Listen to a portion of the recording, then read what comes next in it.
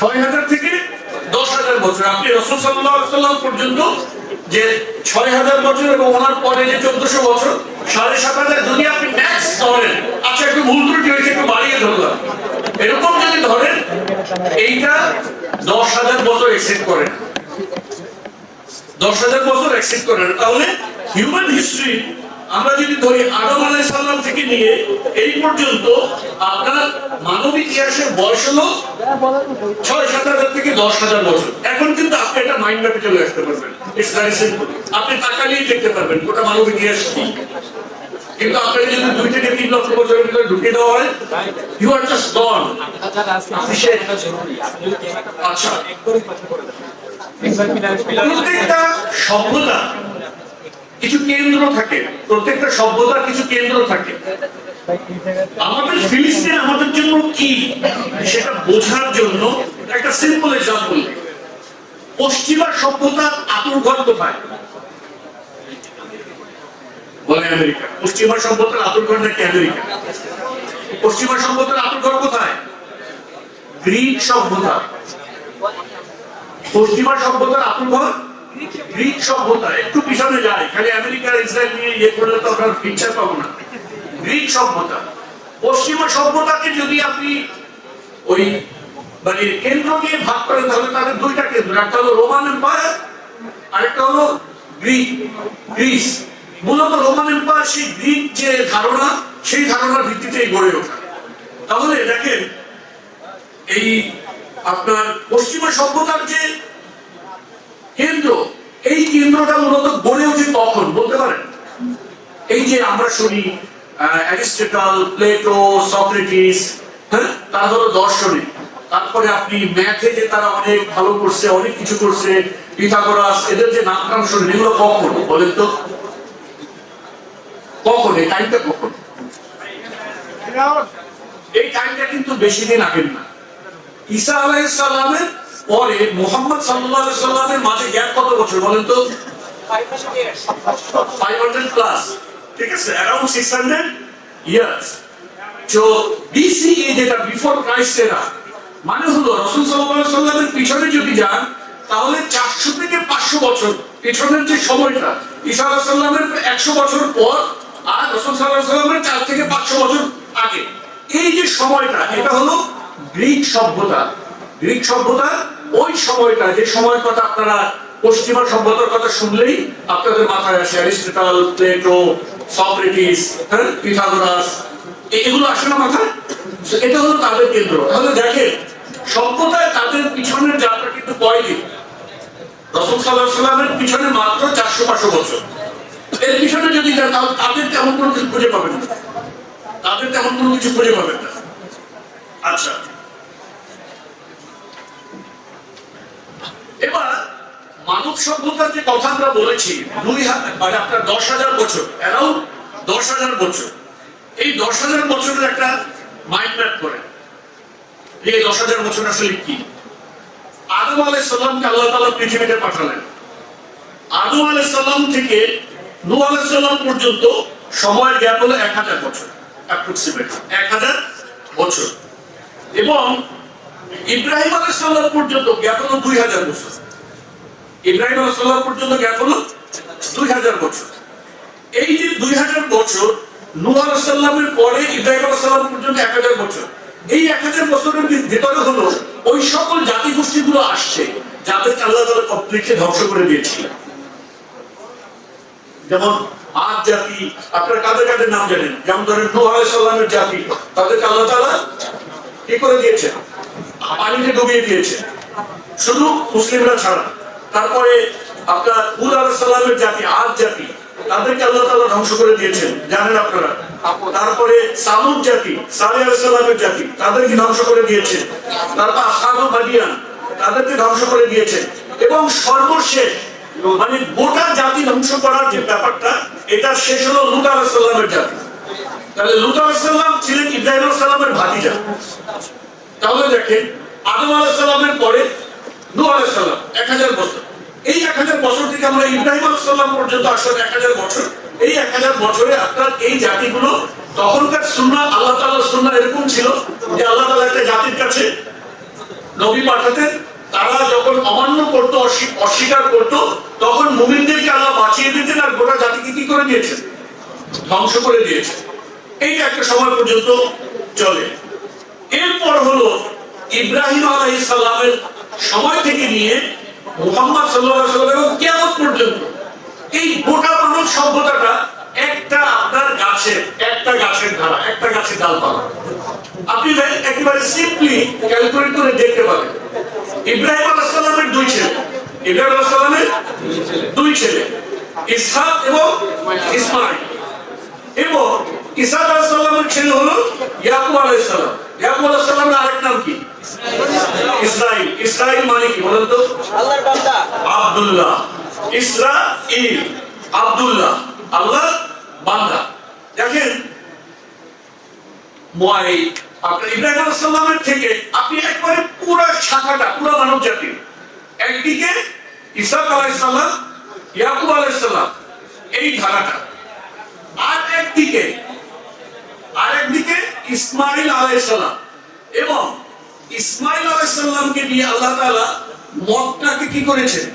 আবাদ করেছেন। আর ইসহাক এবং ইয়াকুব আলাইহিস সালামকে দিয়ে আল্লাহ তাআলা এই প্যালেস্টাইন, এই ফিলিস্তিন কি করেছেন? আবাদ করেছেন। এবার দেখেন তাহলে ইসলামী সভ্যতার কেন্দ্র কোথায় কোথায় স্থাপন হলো? কাকে দিয়ে স্থাপন হলো? ইব্রাহিম আলাইহিস সালামকে দিয়ে। ইব্রাহিম আলাইহিস সালামের দুই সন্তানকে দিয়ে।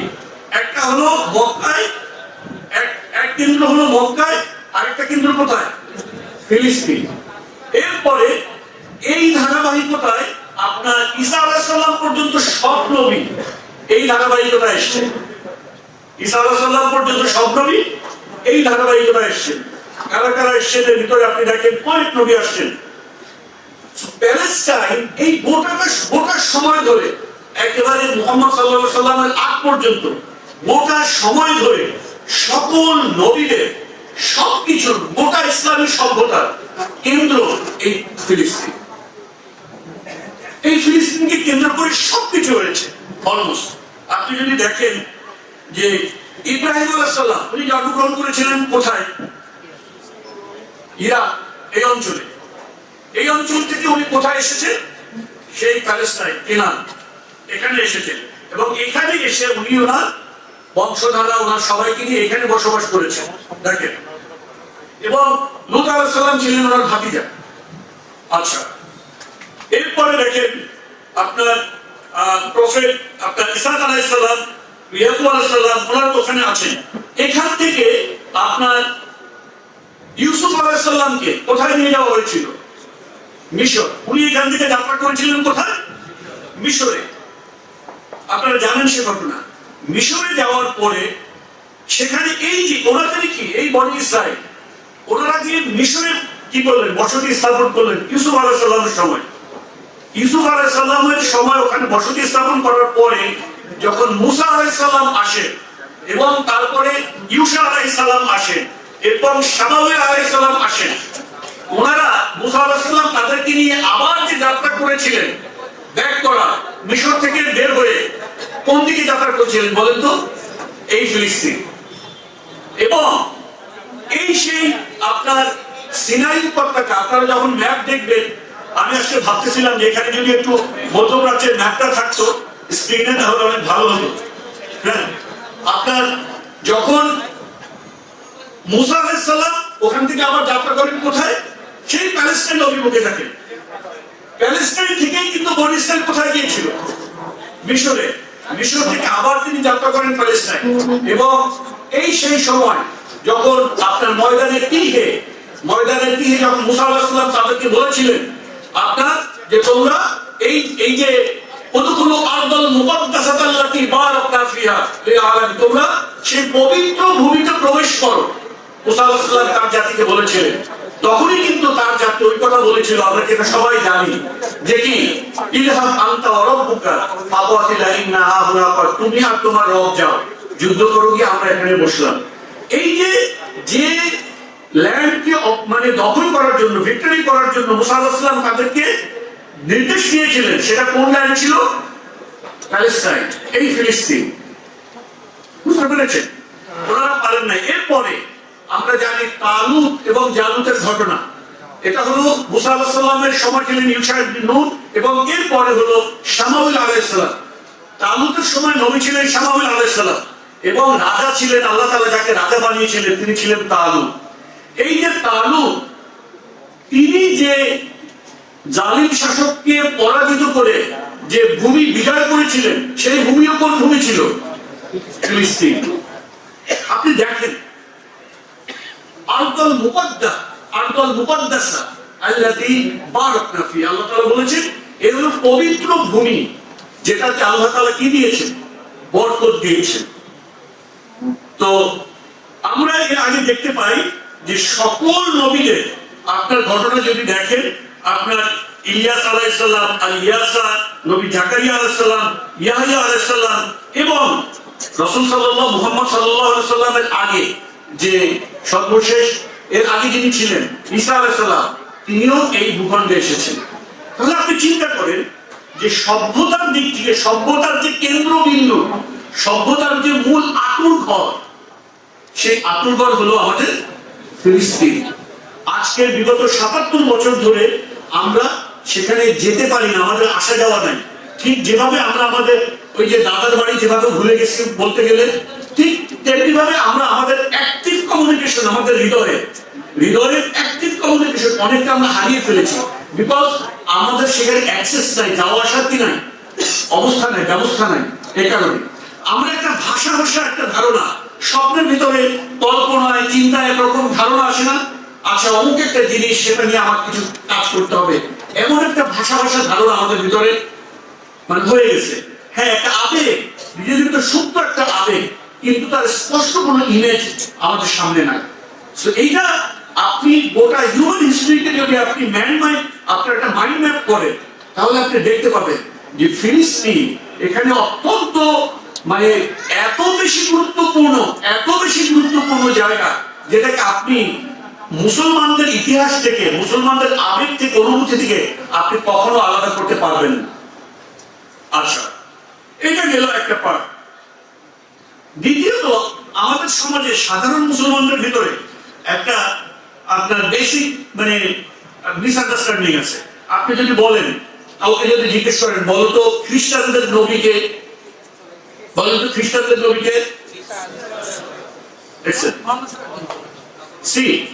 এইখানে দেখেন বলতেছি কি, আমি প্রশ্ন করেছি কি খ্রিস্টানদের নবীকে বলে ঈসা আলাইহিস সালাম, ইহুদিদের নবীকে কনফিউজ। তাহলে আপনি বুঝেন সাধারণ মানুষের কি অবস্থা।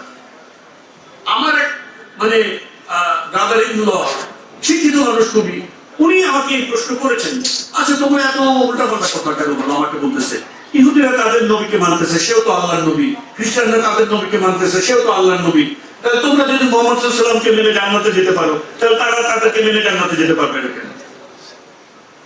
দেখেন মূলত ব্যাপারটা কি, দেখেন তারা যে আজকের যে ইহুদিরা, তারাও কিন্তু মনে করে এই যে আল আকসা, এই যে ফিলিস্তিন তারা যে দখল করছে, এই যে দখল করার পিছনে তাদের একটা লজিক আছে, কিন্তু তাদেরও কিন্তু লজিক আছে।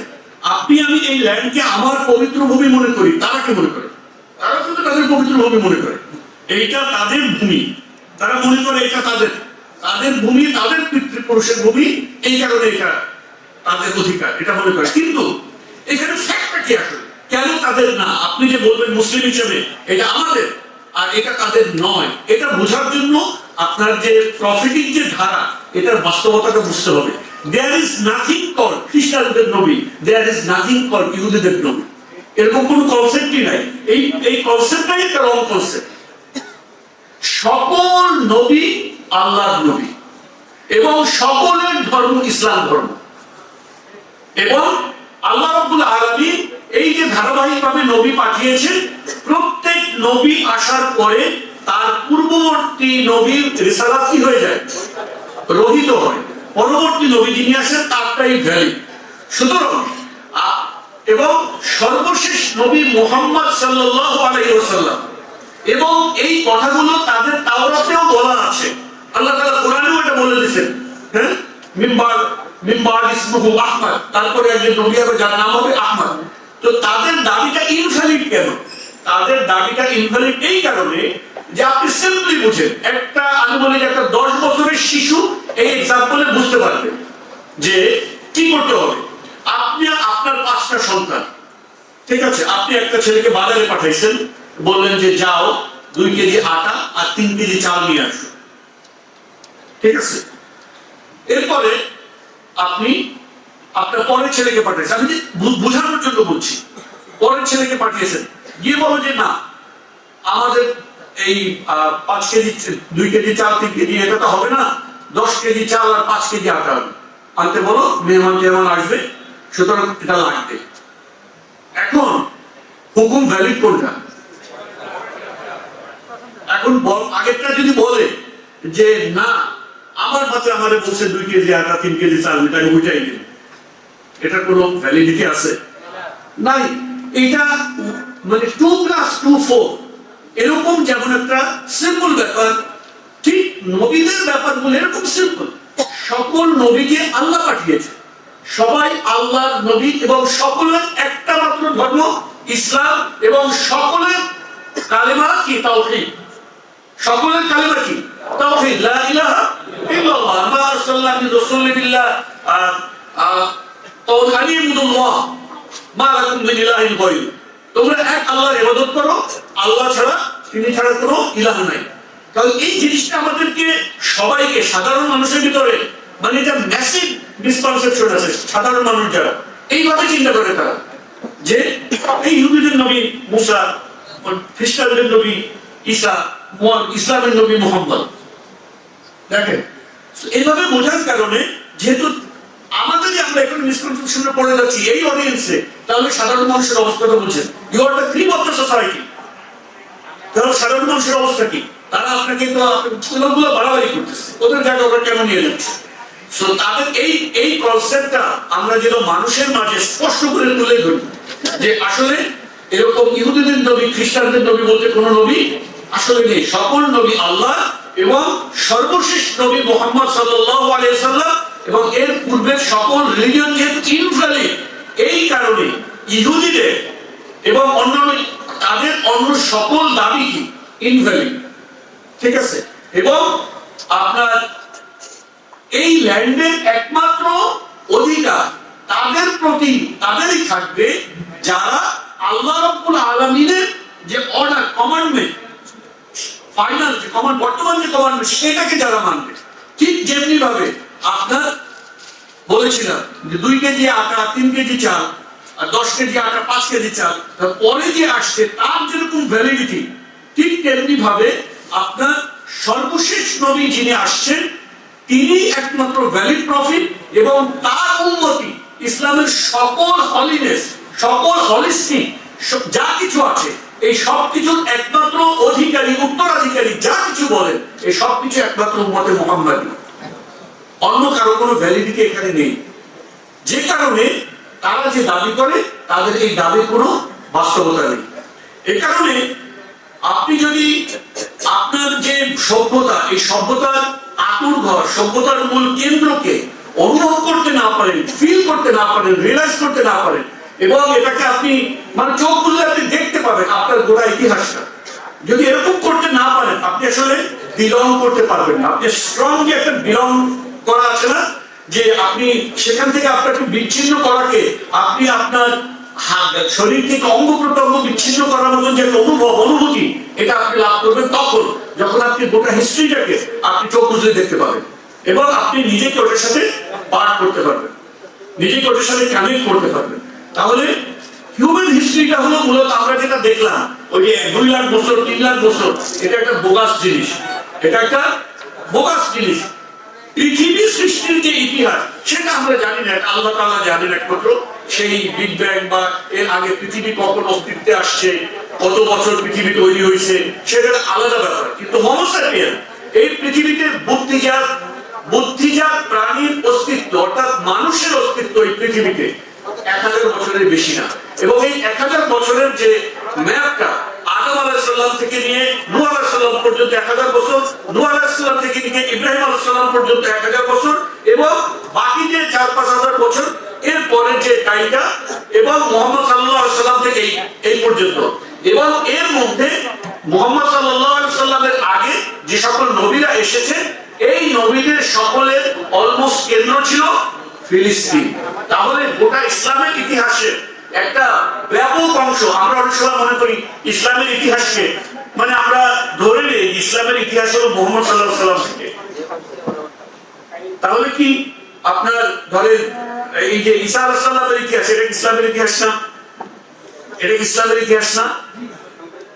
আপনার এর আগের যে নবীদের ইতিহাস, এটা কি ইসলামের ইতিহাস না? এটা ইসলামের ইতিহাস। আমরা যদি এটাকে ভাগ করে আলাদা করে দিই, এটা আমাদের ইতিহাস না, তাহলে এটা কারা নেবে? তখন তো ইহুদিরা এসে বলবে এই থেকে এই পর্যন্ত নবী হলো ইহুদিদের নবী। মুসা থেকে নিয়ে, মুসা আলাইহিস সালাম থেকে নিয়ে ঈসা আলাইহিস সালাম পর্যন্ত এই যত নবী ছিল এরা হলো ইহুদিদের নবী। ঈসা ব্যাপারটা তখন তারা দখল করে নেবে না? আমাদেরকে এই জিনিসটা ক্লিয়ারলি বুঝতে হবে, এবং এই ক্লিয়ারলি বোঝার দ্বারা আপনি এটাতে নিজেকে ওন করতে পারবেন। You are part of this history. আপনি এই ইতিহাসের একটা অংশ, আপনি একটা বড় মিছিল, যে মিছিলের একটা অংশ আপনি কোনো বিচ্ছিন্ন নয় মানব ইতিহাস থেকে। আপনার ইতিহাস কেবলমাত্র আপনার এই মানে মুহাম্মদ সাল্লাল্লাহু আলাইহি সাল্লাম থেকেই শুরু হয়নি। এর আগে সকল নবী আমাদের নবী, সকল নবী ইসলামের নবী, সকল নবী আল্লাহর পাঠানো নবী, সকল নবীর একই কালেমা, সকল নবীর একই তাওহীদ। সুতরাং গোটা মানব জাতির ইতিহাসটা আমাদের ইতিহাস, গোটা মানব জাতির ইতিহাসটা আমাদের ইতিহাস। এবং এই ইতিহাসের সভ্যতায় প্যালেস্টাইন, ফিলিস্তিন হলো একটা কেন্দ্র, গুরুত্বপূর্ণ কেন্দ্র। মক্কা একটা গুরুত্বপূর্ণ কেন্দ্র, মদিনা একটা গুরুত্বপূর্ণ কেন্দ্র। এটা আমাদের সভ্যতার কেন্দ্রবিন্দু, আমাদের সভ্যতার কেন্দ্রবিন্দু। আমরা এটাকে কোনো অবস্থাতেই ইনশাআল্লাহ ছেড়ে দেব না। আমরা ইনশাআল্লাহ এটাকে কোনোভাবে ছেড়ে দেব না। ইনশাআল্লাহ আমরা এটাকে ছেড়ে দেব না। আমাদের শেষ রক্তবিন্দু দিয়ে হলেও আজ কিংবা কাল, কাল কিংবা পরশু, কিংবা তার পরের দিন, কিংবা তার পরের দিন, ইনশাআল্লাহ আমরা এটাকে বিজয় করেই ছাড়বো। আমি করবো, না হলে আমার সন্তান করবে, না হলে আমার নাতি করবে, কিন্তু করবেই করবে ইনশাআল্লাহ। আল্লাহ রাব্বুল আলামিন আমাদের সকলের শেষ রক্তবিন্দু এই পবিত্র ভূমিকে উদ্ধার করার জন্য কবুল করুন। আমিন। ওয়া আখিরু দাওয়ানা আলহামদুলিল্লাহি রাব্বিল আলামিন। আসসালামু আলাইকুম ওয়া রাহমাতুল্লাহি ওয়া বারাকাতুহু।